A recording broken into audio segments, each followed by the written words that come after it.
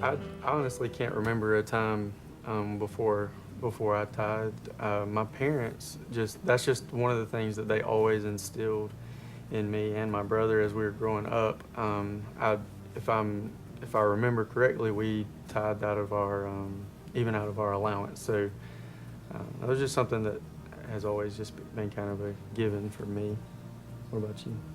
I didn't grow up tithing, but when I started coming to Northway my senior year of high school, I would just tithe at random. When we pushed that Worth It campaign, I started tithing maybe a little bit more, but um, it was not on a consistent basis at all. Just kind of when I felt like it. We talked about it before we were married. Through the marriage counseling that we went through, that was one of the topics.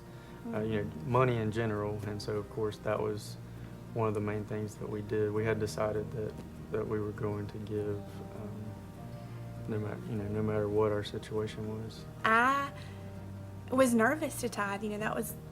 We were combining our finances and a lot was happening at once, and I was nervous to tithe, but Chris felt like it led us through that we should tithe. And there were times that I thought, am I going to be able to buy certain things, or are we going to be able to pay our bills? And so it did make me nervous, but through prayer and Chris's leadership, and I felt like we should.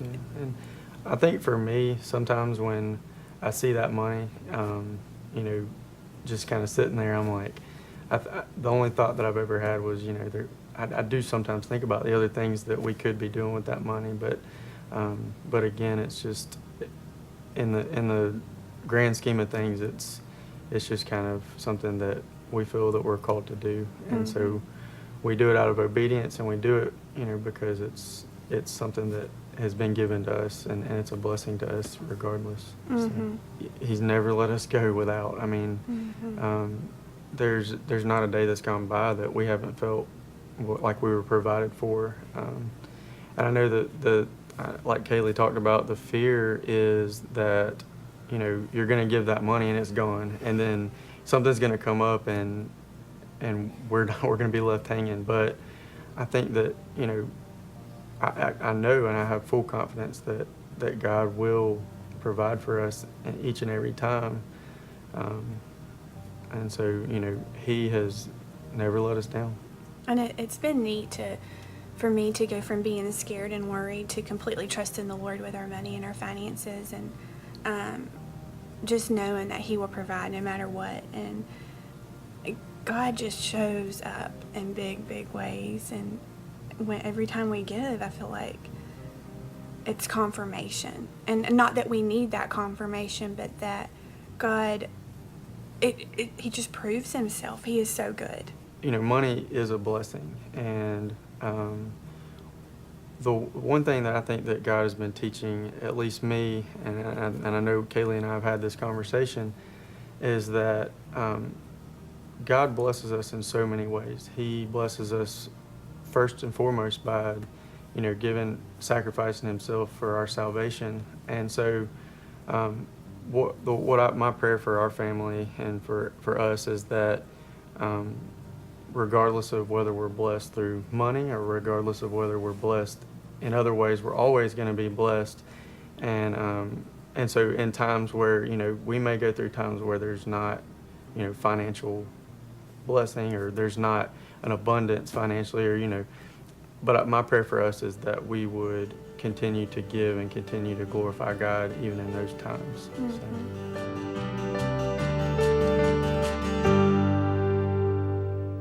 Good morning. As you can see, today we're starting a series on the correlation between our spiritual lives and our financial lives, and specifically in the area of tithing. And so right out of the gate, you may have several questions. The first question is, what do plastic sandwiches have to do with tithing or money? And if you'll hang on just a little bit, I'll explain that one to you. The second question that you may have is, what does that word tithe mean? mean, if you didn't grow up in church, that may be a foreign or unfamiliar term to you. Or even if you grew up in church, it may be one of those terms that you heard and you thought it just meant giving to the church, whether that was $1 or 50 cents or 500. It really didn't matter. That word tithe literally means tenth. And so the biblical concept of tithe is giving 10%, a tenth of your income to your church. That's our basic definition, the practice of giving a tenth of your income to the church. And it's a practice that you see going all the way back to the Old Testament, to the book of Genesis, throughout the Old Testament, and into the New Testament. In the Old Testament, it was a little bit more legalistic, almost like a tax. In the New Testament, it becomes more of a joy or a privilege to be able to give, but you still see that practice there. In fact, we know that Jesus practiced it and he taught the tithe, and you see it throughout the New Testament. The third question that you may have is, why do we tithe? I mean, God doesn't give any sort of commands just haphazardly or without good reason. And so why is that command there? And maybe a parallel to that is, why are we talking about this thing called the tithe? Why are we talking about money? When I was growing up, money was just something you didn't talk about. Maybe it's growing up in the South, but it's just one of those things you really do not discuss. It's a private, personal issue, and you don't talk about how much money you make, and it's almost socially unacceptable. Talk about how much something costs. You just do not discuss that. You don't talk about investments, and you don't talk about your 401k. You don't talk about it. It's a private matter. And I think growing up, that sort of bled over into church. And you just didn't hear much about money in church. I mean, every now and then you'd have a pastor who would stand up and he might talk about your obligation as a Christian and your obligation to the church, and especially if there was some need, some funds that need to be raised for a building or for some special project. You might hear, well, this is your duty and this is what we need to do. And you'd come to church and there'd be these big posters in the foyer, and they'd have a picture of a thermometer on the poster, and every week it would kind of get a little bit more red in the thermometer, and woohoo, we finally reached our goal. And so you'd hear about it then, but it was rare to really hear sermons or teachings about money. You just didn't hear about it much. And yet, when you read the Bible, you find that Jesus talked about money all the time. In fact, it was one of his favorite subjects. It was the second thing that he talked about more than anything else. The first thing he talked about more than anything else, believe it or not, was hell. He talked about eternity more than anything else and warning people to keep an eye focused on eternity. But his second favorite topic was money. He talked about money all the time. But understand this, it was never in terms of raising funds. As far as we know, Jesus never went around and said, hey, I need you to give, I need you to tithe, I need you to support me. As far as we know, he never did that. He never went to the crowds and took a scroll and unrolled the scroll and had a picture of a thermometer on the scroll and said, okay, here's where we are, in the Galilean Ministries Incorporated. Here's where we are, and here are our needs, and you better give, and I need you to give so that we'll be able to keep doing ministry. He never did it to raise money. And yet Jesus talked about money all the time. So that begs the question, why? Why did he talk about money so much? That's what I want us to explore in this series. We're going to look at the 3 reasons that God said, I want you to tithe. We're going to look at the 3 reasons behind that. And to set the foundation for this whole series, I want us to look at a passage from Acts chapter 17. If you've got a Bible with you, you can go ahead and turn there. We'll have these verses on the screen as well. And just to set the stage for these particular verses, this is a story about Paul, who is this great missionary, this leader in the early church, going into the ancient city of Athens. And at this point, Athens, Greece, was the center for cultural learning and philosophy and creativity in that world. I mean, they had been dominated by the Roman Empire. They were under the rule of the Roman Empire. But the Romans just weren't creative. I mean, they could amass an army and they could take over people and they could rule lands, but it was the Greeks who were really the ones who were creative and understood architecture and art and philosophy. In fact, the Romans, when they took over Greece, they stole all the Greek gods. They basically just took the Greek gods and they made them their own and they changed the names and they said, okay, now these are our gods. The Romans just didn't have a lot of creativity. But Athens was this cultural center of the world at that point. And Paul went into the city of Athens and he looked around, and when he looked around, he saw all these statues to these various Greek gods in the city. I mean, he looked and there was a statue to the goddess Aphrodite, the goddess of love. And he saw a statue to Apollo, the sun god. And then he looked and there was another statue to Poseidon, the god of the sea. And he looked and there was a statue dedicated to Zeus, who was like the king of gods and the ruler of Mount Olympus. And he saw all these statues, and then at one point he noticed this statue to an unknown god. That was the label on there, to an unknown god. Just in case we missed one, the Greeks said, just in case we missed a god out there, here is a statue to that particular god. And Paul zeroed in on that particular statue and that particular unknown god. And he began to speak to the Athenians gathered there. And he said, hey, I notice you have all these statues, that you guys are very religious, and you have statues to all these different gods. And then there is this statue to an unknown god. Just in case you missed one, well, let me tell you about the God that you missed. And Paul began to explain to the Athenians gathered there about the God of the universe, the Creator God, who sent His Son Jesus to die on the cross so that we could be reconciled to Him. And they listened, and Paul explained, and they listened, and then two different groups of philosophers began to gather. There were, according to Acts 17, the Epicurean philosophers. And the Epicureans believed that the meaning of life was found in the pursuit of pleasure, in the pursuit of happiness. So if you want to find meaning in life, essentially, if it makes you feel good, do it. Whatever brings you pleasure, that is the right thing to pursue. The other group of philosophers who were there were Stoics. And the Stoics said the meaning of life is found in doing your duty. Whatever you're supposed to do in life, that you should do, whether you want to or not, whether it feels good or not, that's what you should do. And typically, these two groups fought with one another. Two different philosophies on how to live life. But at this point, they found a common enemy in Paul. That he was proposing this God that they had not heard of before, and that their gods weren't real gods, that the God he was talking about was the one real God, and they didn't like that. And so they took Paul and they drug him before the head council in Athens. And they basically said to the council, look, you guys need to punish him. You need to do something with this guy. He is coming in. He's advocating this foreign god. But according to the writer of Acts, according to this passage, the Athenians loved to hear new ideas. And so this council got together, and instead of punishing Paul, they said, well, we want to hear what you've got to say. That they spent most of their time just sitting around discussing philosophy. And so here was a chance to sit around and hear this new idea. So they grabbed their coffees and they said, all right, talk to us, Paul. Tell us about this God. And so he went back and he said, you've got this statue to this unknown God.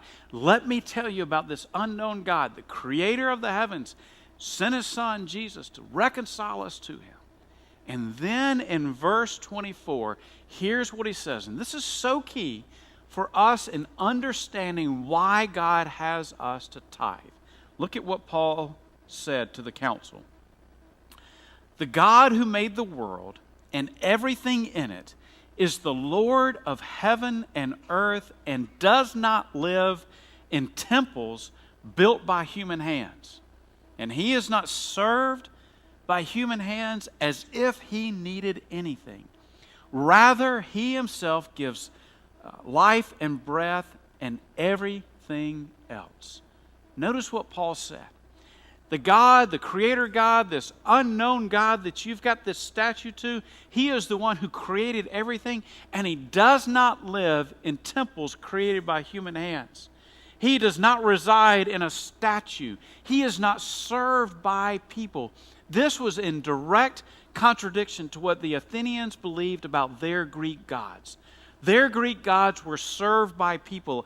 And if they quit worshiping and if they quit serving a god, that god would essentially just drop and blow away. Paul says the God who created the heavens and the earth, He is not served by us as if He needs anything from us.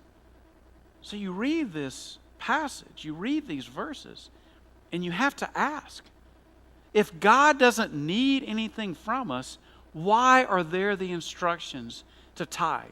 If God is not in heaven going, man, I hope they give so we can start this new ministry. I hope they give so that we can expand this missions program. I hope they give so our children can learn about me. I hope they give so we can do all of these things. If God does not need our money, then why is it that He instructs us to tithe? Several years ago, I had an experience that really helped teach me why God has us to tithe. Several Christmases ago, when our daughter, Elizabeth, was almost 2 years old, we got for her that Christmas a toy kitchen. One of these play kitchens. It was about 6 feet wide, about 5 feet high. And I remember it so well because I remember that it came in a box, unassembled, in about 100 different pieces.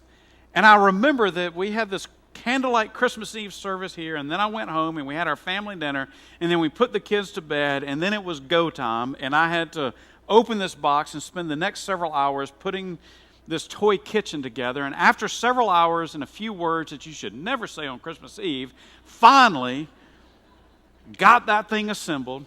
And I put it in the family room, and there it sat in the family room, and Christmas morning came, and we got the kids up and got them downstairs, and she walks into the family room, and she sees this plastic toy kitchen with all the plastic cabinets and the plastic oven and plastic stove and plastic refrigerator and a little plastic dishwasher and all the little things on it.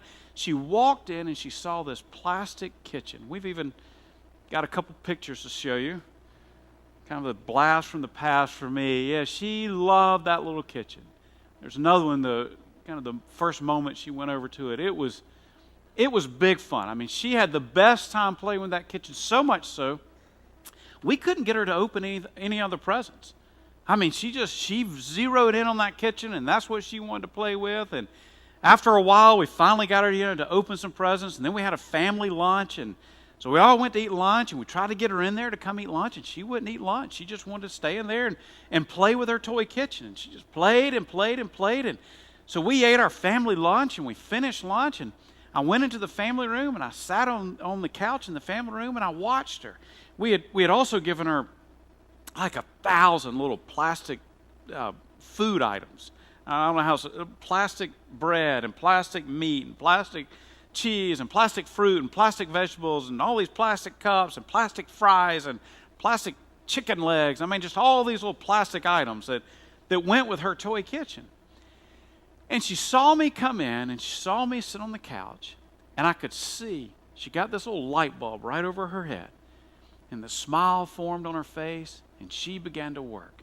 And she started putting together this creation. I saw her get the little plastic piece of meat, and she put it on a plastic piece of bread, and there was a plastic tomato and a plastic piece of lettuce and a plastic piece of cheese and another plastic piece of bread and some plastic fries, and she put it all on this plastic plate, and then she got out a plastic cup, and she got some kind of container, and she poured a pretend drink into the plastic cup. And after a few minutes of doing this, she turned around and she walked over to me, holding the plate and holding the cup, and she, with this big smile on her face and those big eyes and cute little blonde curls, she held them out to me. Here you go, Daddy. Now, I wasn't exactly sure what to say. You see, I had just eaten lunch. And it was a big Christmas lunch, with ham and turkey and all the stuff that goes with it. I mean, I was stuffed. I had plenty. I just wasn't hungry at all. The other issue that I had was I just don't like eating plastic food at all. I don't like the way it tastes, and it kind of upsets my stomach, and it provides zero nutritional value. And so she held out this plastic sandwich to me and offering it to me, expecting me to eat it, and I just wasn't sure what to say. And so I thought about it for a moment, and I leaned over and leaned down and got really close to her, and I said, "Look, honey, I understand that you're giving me this plastic sandwich, but Daddy can't eat that. It's not good. I can't eat plastic. That's not my thing. Maybe you could go and give it to someone who actually likes plastic, but chances are you're not going to find anybody who will eat plastic. So I don't know what you think you're doing here, but this is no good at all." Now, I understand you may think that sounds a little harsh. But see, I'm tired of teaching our kids that they can just do anything and get praise for it, right? I mean, we give participation trophies now, and they go off to school and they just draw anything, and everybody's, they fall all over themselves. It's the best thing ever. You got to teach them early on, so when they go to work, they can't expect to just coast. You got to produce quality work that people need. Don't bring people stuff that they can't use and they don't need. And so I had to give it to her straight. Here's the truth. It's a dog-eat-dog world, and I don't care if you're 2 years old. You got to get it right. I didn't do any of that. Boy, she gave me that sandwich, and you know exactly what I did. "Oh, baby, this is the best thing in the world. Thank you so much for this sandwich." She gave it to me, and I acted like I ate it. I took it and hid it behind my back, so it was all gone. And here's an empty plate, and boy, she gave me the cup, and I gulp, gulp, gulp. Oh, that's the best thing. That is the best sandwich that I've ever had in my life. Thank you so much. And she just squealed with delight and smiled. And "Well, Daddy, what do you want now?" And I said, "Hey, now I want dessert. Can you make dessert?" And yeah, she grabbed the plate and grabbed the cup, and she ran back over to her toy kitchen. And there at her toy kitchen, she began to make something, got a bowl and put all kinds of plastic things in the bowl and mixed up. And then she found these toy plastic chocolate chip cookies, and she put them on a plate, and she had the little plastic pretend container of milk, and she poured it into a cup, and then she brought it over to me, and again with that big smile on her face and those little curly locks and the eyes, "Here you go, Daddy." And I said, "Wait a second, I want dessert, not this plastic junk. What are you doing?" Of course I did. I want to get, gobble, gobble, gobble, gobble. This is so good. And the milk, and when I was done, I declared with all the authority of Wolfgang Puck, "This is the best dessert I have ever had in my life. Thank you so much." And she just squealed with delight. "Oh, that's great, that's great." She'd run back to the kitchen, and she'd make another plastic creation for me. And all afternoon, I would eat plastic pork chops, plastic chicken legs, plastic green beans, all these different things. Never once did I say, "Well, this is ridiculous. It's plastic, and I don't need it." All afternoon. Thank you. Thank you. This is wonderful. This is incredible. Even though I do not eat plastic, do not need plastic, did not care about eating plastic at all, I cared about my daughter bringing her little creations to me. Because at 2 years old, there's not a lot that she can give to Daddy. But she could make her little pretend food, and she could give it to me. And I didn't want that plastic, and I didn't need that plastic at all, but I wanted her.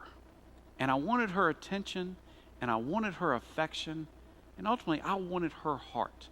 And that afternoon, we got to bond. Our relationship got to grow. And after that experience, I thought about how much that is like our relationship with God. The Bible's very clear. God does not need anything that we offer. God doesn't sit in heaven and go, "Boy, I really hope and I really need." God is self-sufficient.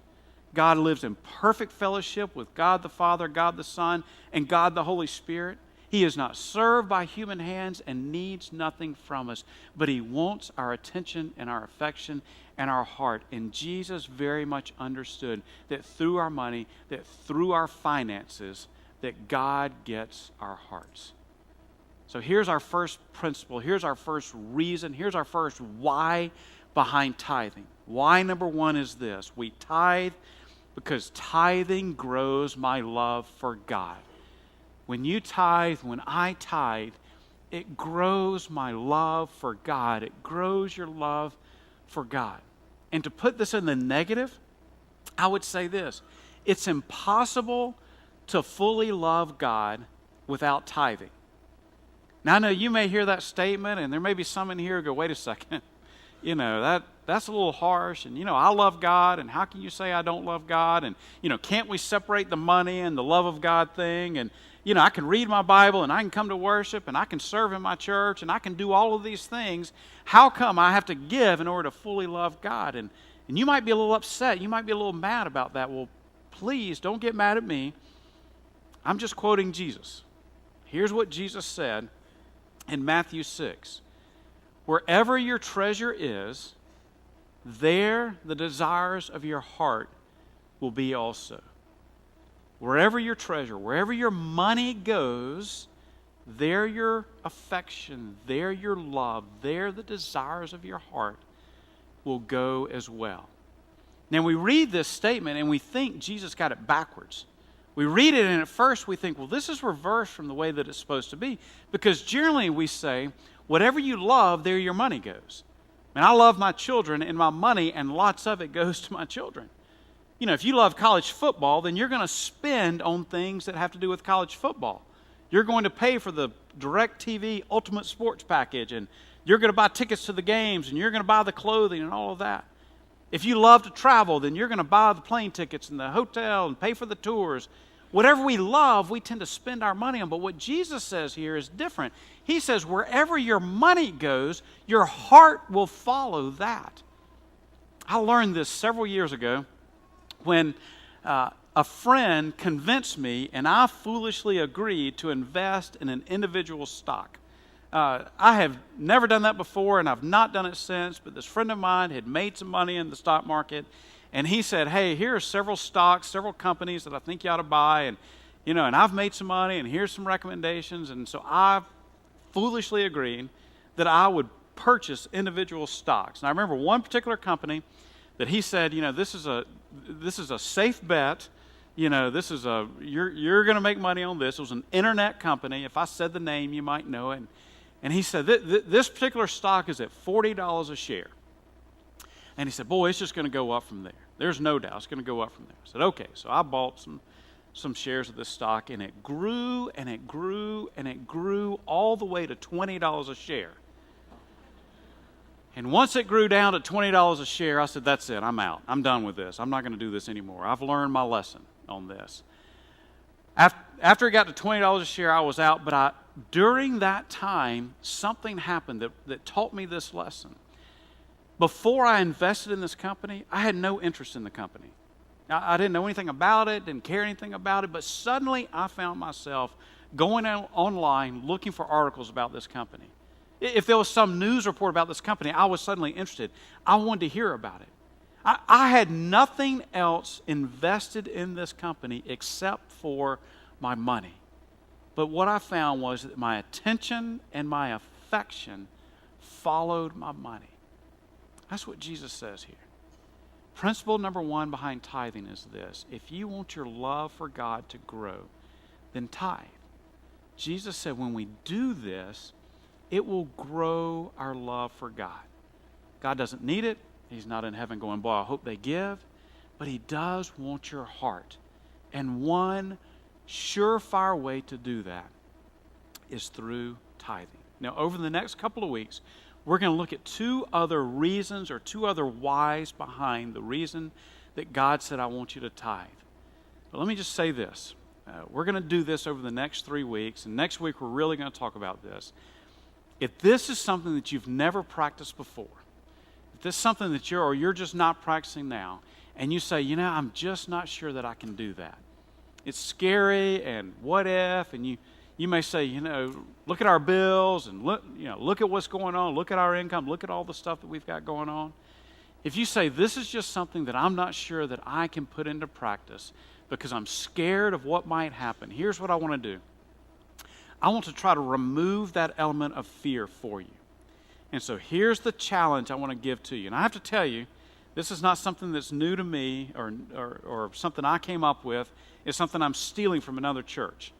Several years ago, the staff went to a church in Savannah, and there, while we were in Savannah, the pastor said that they did this whole emphasis in their church, and during the emphasis, he said, if you will give, if you've never given before, if you will tithe, if you will begin to practice tithing, and if you will do it for 3 months, at the end of 3 months, if you feel like God has not blessed that your love for Him hasn't grown, that God has not honored that practice of doing what He's instructed, if at the end of 3 months you think it was a bad idea, then he made this promise. You can call our church office, you can call the financial office, and we will refund your tithe for the last 3 months.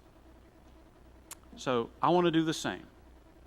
If you've never done it before, if you're scared, if you will try it for 3 months, and if at the end of 3 months you feel like it was not a good idea, then here's what I want you to do. I want you to call this church in Savannah and demand your money back. You can call our financial office. I will have no awareness of it. I won't be involved at all. You can call our financial office, explain your situation, and our financial administrator will go back over the last 3 months, determine what you've given, and will cut you a check and give that to you. So I want to remove that element of fear for you. Here's why. Because I believe that God always, always honors obedience. Every time, God will honor obedience. And if you've not practiced this before, and you begin to practice and you say, God, in faith, I'm going to do what you have clearly stated in your word that we should do, I strongly, strongly believe that God will honor that. At the end of 3 months, you will say, yes, this was a good decision. Let's pray together. Father, we